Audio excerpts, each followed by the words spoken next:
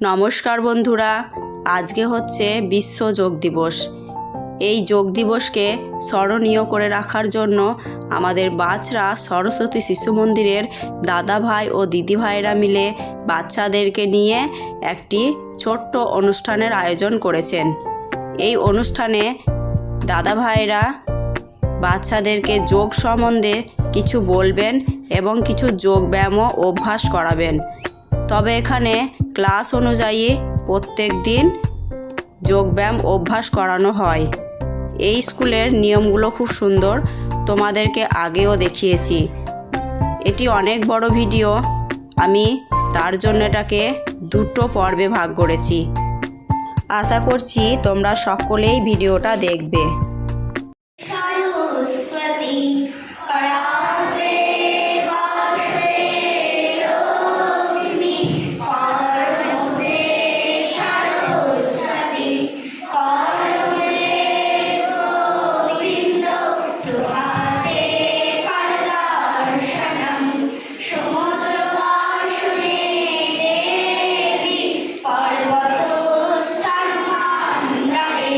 বিষ্ণুপুত্রী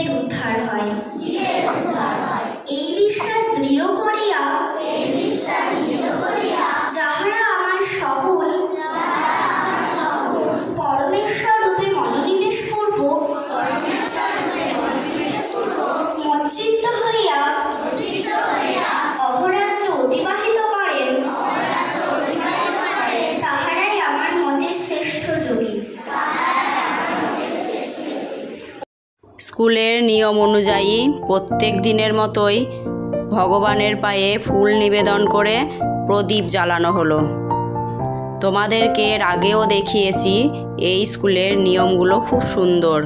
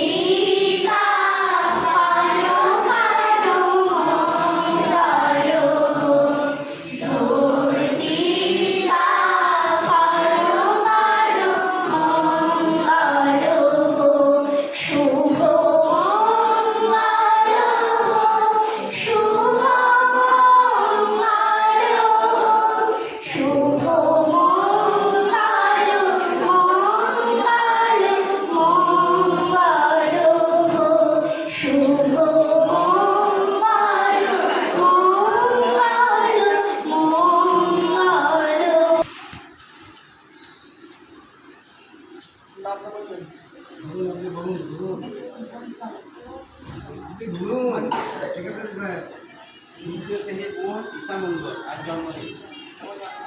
ভালো হোক, মঙ্গল হোক।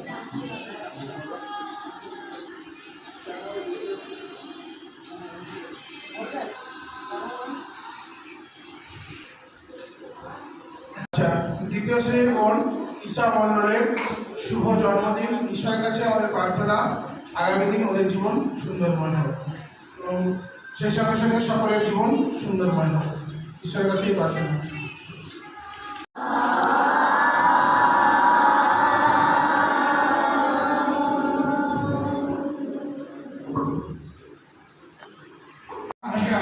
অনেকে একদমই আসেনি। যাই হোক, আজকে একটা বিশেষ দিন, গতকালকে একটা বিশেষ দিন ছিল।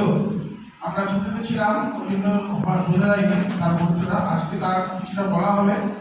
আর আজকে 21শে জুন বিশ্ব যোগ দিবস। প্রায় আমাদের 205টা বা এর তদুর্ধ দেশ আছে। তার মধ্যে প্রায় আন্তর্জাতিক দিবসে এই যোগ দিবসে প্রায় 200 উপর দেশ আজকের এই যোগ দিবস যাদের যেমন মতো সামর্থ্য সাধ্য তারা পালন করছে। এটা 12তম যোগ দিবস পালন করা হচ্ছে। এবং আমাদের সামনে আছে যোগগুরু পতঞ্জলির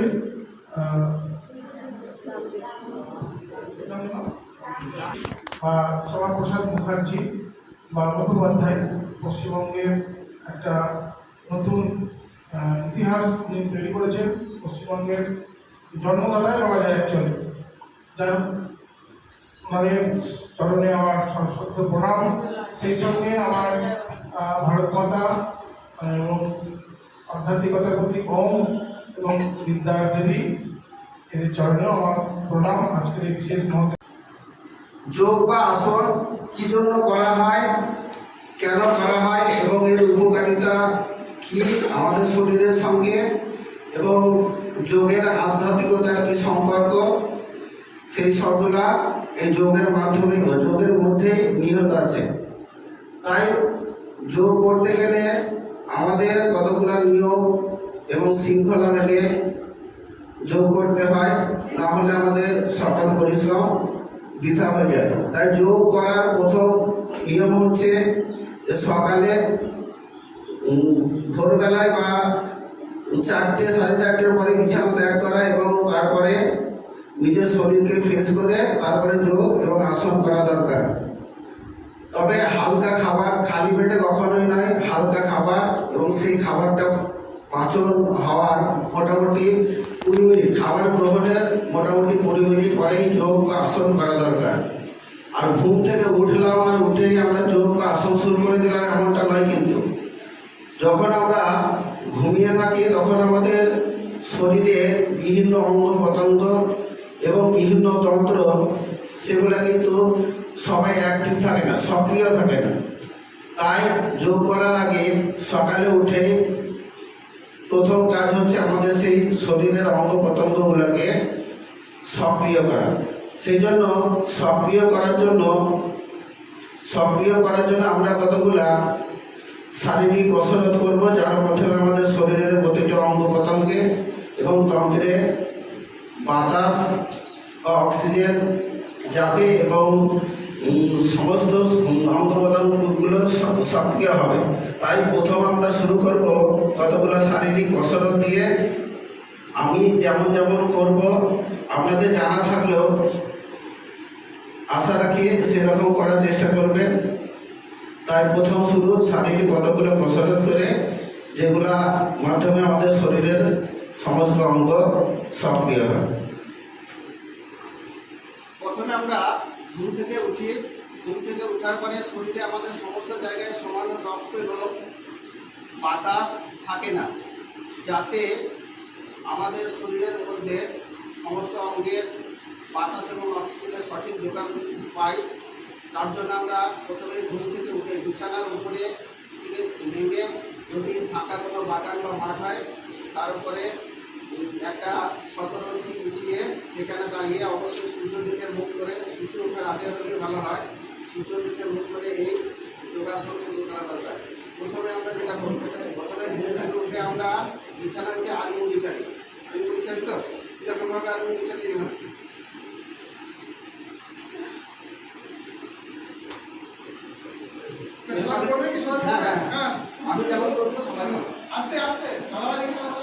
বিছানায় উঠে আমরা কীভাবে আলিঙ্গি চালিয়ে, কেউ এরকম করে চালিয়ে, কেউ এরকম করে, আবার কেউ এইভাবে বেশ কয়েকবার করবো। করার পরে তারপরে বিছানা যেখানে আমি বসে আছি সেই আসনটা উপরে দাঁড়াবো এবং কিছু পাটা প্রথমে এমনি করবো, তারপর আঙুলগুলাকে প্রতিটা আমল একটা একটা করে আমল, প্রতিটা আমল নড়ানো, প্রতিটা আমল। এই পাটা হয়ে যাওয়ার পরে এবার এই পাটায় প্রতিটা আমল যে কেউ পাতা ঘুরাবো না, আগে আঙুলগুলো শার্ট করে নেবো, তারপরে একটা একটা করে আঙুল দেখবো। সব ঘোরানো সম্ভব হবে না, প্রতিদিন একটু একটু করে প্র্যাকটিস করতে হবে হবে। এটা হয়ে যাওয়ার পরে আবার পা তুলব, যে এই পায়ে ঘোরানো, এই যে জায়গাটা আছে এটা এরকম করে ঘোরাবো। দেখা যাচ্ছে না কিছু আছে বাইরে হবে, এটা হয়ে যাবে না, পায়ের পাতাটা ঘোরাবো চতুর্দিকে, চেষ্টা করো। একদিকে ঘোরানো হয়ে গেলে তারপরে অপোজিট উল্টো দিকে ঘোরাবো।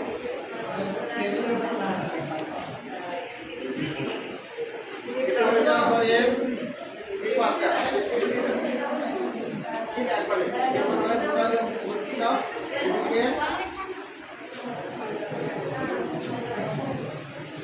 তারপরে আবার উল্টো দিকে, এভাবে বেশ কতবার ঘোরাবো। তাহলে কি হবে, আমাদের এই পায়ে রক্ত সঞ্চালন হবে। এবার এইটা নাও।